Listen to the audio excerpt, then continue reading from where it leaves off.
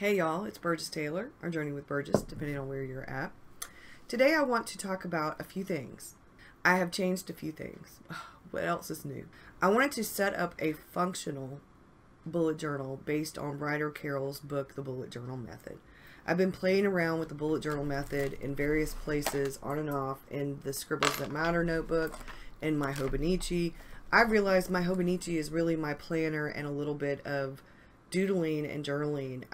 It's sort of like sketch notes and planning. The bullet journal is not a planner though, it's a journal. And I need to start looking at it differently. Well, I decided that the Scribbles That Matter, my creative journal, which is what I originally set it up for and wasn't going to bullet journal in it, but I needed to try it, you know, doing a little bit of the to-dos, because sometimes I have to get out of my comfort zone because I really don't like the to-dos on my list of things to do for the day. I don't like my to-dos on my journal pages. I really don't. I never have. Even when I was trying Hobonichi journaling, and I did that for like about 2 years, I don't like to-dos on my daily pages. When I was doing the Omni journals, I didn't like the to-dos on my daily pages. I like a creative journal that's a combination of smashed booking, I don't know, just journaling. I think of it as just journaling because that's the kind of journaling I've always done since middle school, where I added ephemera and pictures and did journaling where I wrote. I did text journaling where I wrote down things. I wrote down quotes. I wrote down notes, research from books, all kinds of things, questions to ask myself later, that kind of stuff. But I'm changing some things up because the bullet journal method really should be, I think for me, after reading his book again, those random thoughts, those daily random thoughts that come out throughout the day, that should be on my daily log. And then my feelings and thoughts for reflection should be in this creative journal for me. Now I'm going to get into the should, would, could stuff for journaling because I think we have to find our own path. So one of the other things I wanted to do, and I've set up the bullet journal method in here. I'm going to show you that. It's going to be the second part of this video so that people can skip through. I will put a timestamp in here so that you can see the actual bullet journal method. But I wanted to talk a bit about creative journaling, and I'm going to do a little bit of a flip through for that, or maybe I'll divide this into two parts. I think I'll divide this into two parts. So we're going to talk about creative journaling and why I think it's important for creativity, clarity, productivity, and for self-care, and why I think the bullet journal is important for all of those as well. You can be as creative, or it can be as functional as you need to, as minimal as you need it to be, or it can be as creative and artistic as you want it to be. I've realized that I need to sort of minimize the artistic stuff a little bit with the actual bullet journal method part for me. I'm okay with adding a little bit of picture here or there, adding a little bit of, I use my mild liners mostly now in it, and I'm okay with a little picture, a little sticker here and there. So we're going to talk about creative journaling, why I think it's so important, and how things are going to be moving along. And then in another video, because I'm still sick, so I had to do this while the medicine's kicked in. Yes, my glands are swollen. So, and if I cough in this, I don't have a lot of time to edit, so I apologize profusely ahead of time.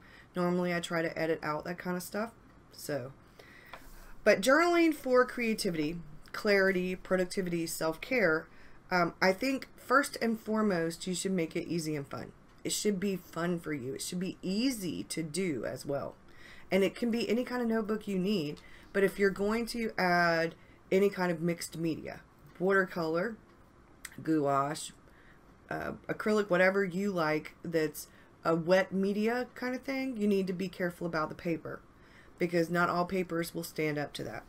You could add a word or a quote, or an affirmation for the day each day.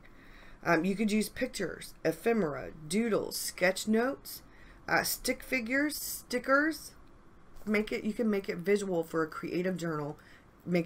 I like visual for my creative journals. You can make it any way you want to, but we're going to talk about this kind of journaling, what I've been doing with the creative journal sessions, because this is why I think it's so important I'm going to talk about how my brain works with the ADHD and why I've been changing things up, and I think it's working really well for me.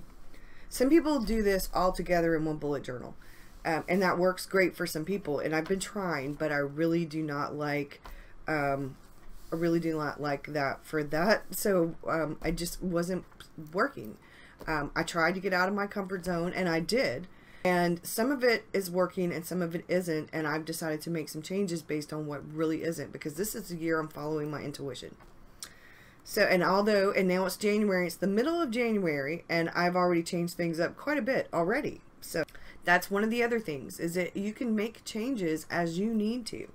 Now you can write down notes, ideas, thoughts, and or feelings, do reflection, all kinds of things. Now, if for you like to combine all of this together in your bullet journal, that works great too. I think you should not limit yourself. Now, the most important thing is that you need to use it the way that you want. Remember, it's for you. It's your journal. And sometimes people get stuck with journaling because they feel like it should have this amazing aesthetic feel. It should be this amazing visual representation of something, artistic, creative. It should be a certain way. But that's not what a journal is, no matter what kind of journal it is. Journals are for whatever you need them to be, and you really should not compare yourself to anybody else's, the pages of your journals to anybody else's, your handwriting, your art, your anything, the pages of your journal. Because there's no right way or wrong way to do journaling. Now, there's methods that work better than others. For example, Writer Carol's method for the bullet journal, at its core, works really well for everybody. The core part of it.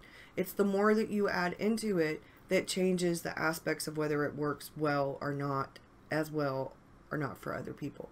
But I think a lot of people do the bullet journal method in their planners, in their journals, in their bullet journals. I used to do a method of bullet journaling way before there was ever a bullet journal. When I was in high school, I had a notebook and I wrote down everything in it. We didn't have the planners, the agendas when I was in high school. My kids had them. So I had a composition notebook, and that's where everything went. And a lot of times I would have one of those little pocket calendars, and it would be stuck in there, and I would write the information that I needed to keep in my pocket calendar, and then all of my notes went in that composition book. Sometimes it was to-do lists, sometimes it was questions, sometimes it was notes. I didn't have a log, but I did log things down.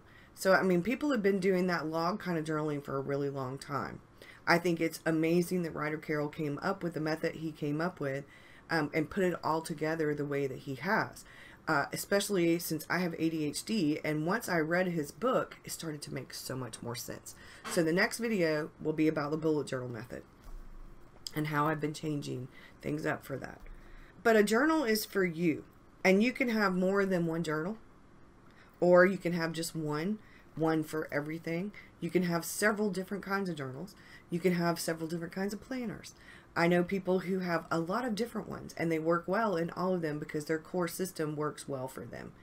I know people who only have like a little handful of journals, like they have a sketchbook and then a journal and then a little planner kind of thing. And some people have minimalized, and other people have added in extras. I was going to make this year the more minimal year, but I have actually spread things out because my brain needs a central workstation with the ADHD. I need a grand central station, and then I need things that are sort of compartmentalized, things for certain things, but I need grand central station. The Hobonichi is sort of grand central station, and the bullet journal is going to be its sidekick. Because the Hobonichi is my planner and the bullet journal is working in conjunction with that, and I think that's going to work really well. And then this creative journal is working in conjunction with the bullet journal, and my art journal is working in conjunction with the creative journal, and I think it all, and the sketchbook is for whenever I feel the need to sketch and to go out and to do some plein air sketching, some urban sketching, that kind of stuff. I also finally brought back out this journal. It's a sketchbook. I was doing Inktober in it. I did a little bit of fairy stuff in it. And I was going to document, Patreon has seen this, I was going to document my art supplies in this. And I have put some of my art supplies in this. But I realized this thing, well, I've got it upside down. This thing is not easy to put things in and out of. It's not. So I may take some of this paper out of it and do just punch holes and do this swatching in here. I may or may not. But I think what I'm going to do is, well, I've already got Inktober stuff in here. And then I have this other journal, this other sketchbook where, oh, hold on. I haven't decided, haven't made up my mind. I was using this for creative time for Patreon. What is creativity? And so maybe, I think this would be the best place for me to put the swatching of watercolors and keep track of my, oh yeah, this is definitely the sketchbook to do that in. This is one of the ones I don't like. But I already have some of this. So I think what I'll do is I'll use this one for chronicling my supplies, my favorites, ones I am just so about. And I think I'll start doing that in there. I'm going to start taking some pictures, more of the supplies that I use and my favorites and things that I love and that kind of stuff as I get this area cleaned up some. And then this, I think I'm going to continue maybe to do prompts in, or to do random sketches in. I have the smaller one, the square one that I showed you, to take with me to go plein air and stuff. And I think I will continue to do maybe some prompts in this. I love the size for a sketchbook, this portrait. I do want a landscape, a larger landscape. I would eventually like to get an even larger sketchbook. So I think it's good to be bringing some of the things out that I love and that I haven't used in a while. That's what the depth year is really for. And that's what I wanted to talk about for creative journaling. So I'm going to now flip this around and I'm going to show you what I'm doing.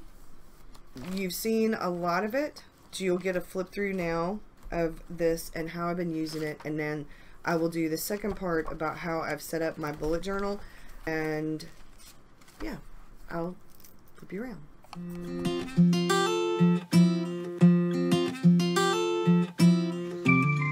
Okay, you may remember I set this up. The visionary starts with a clean sheet of paper and reimagines the world.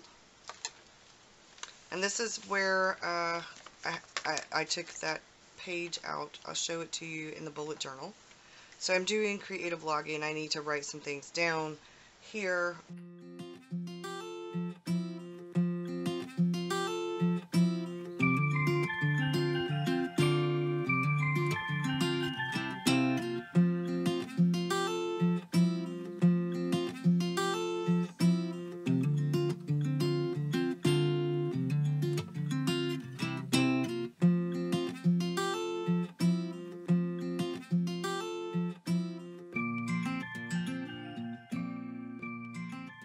So then I have the creative journaling I've been doing in here.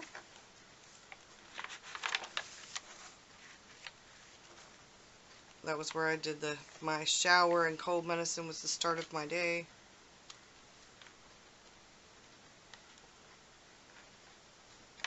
Started doing the KonMari method. This was this week right here, and as you can tell I've been sick, so I haven't really done a lot, so I'm probably just going to add a little bit of stuff in this to just kind of chronicle my day. Maybe this is where I'm trying to figure out the layout so that I can do the ring light and the table, rearrange some things in here. This is Tell Your Own Story. It's the lady with a camera. Art of Vulnerability. That came from a book that I was sent in Happy Mail. Step Out of Your Comfort Zone. That's something I've been working on this year. This was Friday. Yeah, this is when I went to the doctor. This cough medicine is the worst ever. And then this is today. And this is where I did the bullet journal method. I've actually set up the functional bullet journal, and then I wanted to talk about journaling for creativity, productivity, self-care, and clarity. And I wrote that down right here. And then I will write down a few notes about it, or maybe a quote, and then I will be filling out today, and I will probably take a picture or something I want to kind of chronicle. And then back here I have the swatches of those watercolors and my pen test. And then this back here are notes for videos and stuff like that. And that is my creative journal. And what I'm trying to do is sort of document my creative life, and my regular life in a creative way. So sometimes it will be documenting my creative life, things I'm working on in my creative life. Like getting out of my comfort zone, the art of vulnerability. It's always hard to admit that you don't know something, or that you need a little help. You know, vulnerability may be the secret to a happy life, saying I don't know, to dare and do. These were the things that were the most important that I got out of that article. I really liked it, so I cut these out and put them here. Time to reflect, because that's some of the things that I'm doing are, like I tried this, and I set that up, and it's just weird, that clipbook. I never used it. I've had it for a long time, so I can show you stuff in it if you would like. I was trying to be creative with things, and I think I achieved that. Like, I have been writing down some things that I've loved, some of the supplies that were just meh, and then here we get to my wish list. And then I set this up for actual supplies, and I took I had an insert from Brie, and I tried the hole punch that I have. Well, I was doing it wrong, and the holes didn't line up. But I like that this is in here, so I may take the extra paper bits out of this. That was my Karen Diash Gouache Studio set. I actually want to get back to using some of those. This got messed up, so here is the actual Arteza watercolors where I reviewed them. They're very opaque, they're much like gouache to me. This was what I was doing in April, May. These are jelly rolls, and I left space because I want to eventually get all of the jelly rolls. This was June, and I had some handmade watercolors that were shimmers. Gold star for getting out of my comfort zone. These were I think these were Daniel Smith watercolors, or Schminka. I didn't write it down. I think these are Daniel Smith's. These are those handmade watercolors that I got from Rivervale. It's Vale, not a D, it's Rivervale. Watercolors on Etsy. Oh, they're gorgeous. And then this is some of the stuff that I got for Christmas. I got the 100 count of the Crayola Super Tips. I got these Art and Edge markers, big fat markers from Crayola. I got some new Pigma pens and a new jelly roll, and a brush pen. I got a holiday sweater. I got a new Tombow eraser. I got those Jerry Q paints and the Pretty Excellent watercolors. So things that I can use. And then I have some extra mixed media paper back here. Now, like I said, I may be taking this paper out of here, and then I may do actual swatches in here, but I think it's time. Yeah, there was a reason I wasn't really using this. So I'm just not I tried. So anyway, and that's that, y'all. I hope that you have a good one, and I will see you again soon. Thanks for watching. Bye, y'all.